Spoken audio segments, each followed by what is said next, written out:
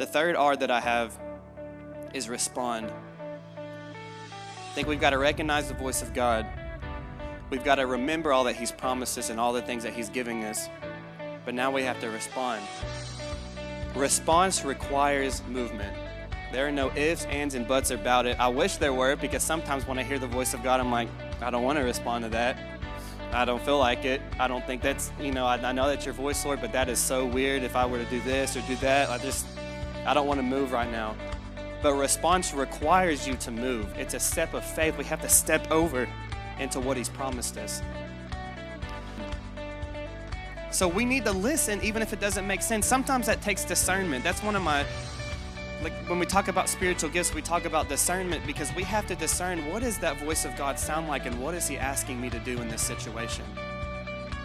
Okay, and I know this might sound silly, but for whatever reason, this made sense to me. One day someone was preaching about it and he said, it's like you have to tune into your spiritual spidey senses. I was like, what did you just say? He said, your spiritual spidey senses. And to me, that made so much sense, because I think of Spider-Man, right? He's like shooting webs, he's going around, he's usually in danger, and something's happening and he knows exactly what to do. Like, he's got this sense that, like, oh, someone's in trouble, I gotta go save him. Or like, oh, I need to shoot my web right now because I need to make sure that I catch their fall. That might sound weird to a lot of you, but to me that made sense, because like I feel like I get these weird, like these senses or these urges, and the Lord's trying to speak to me.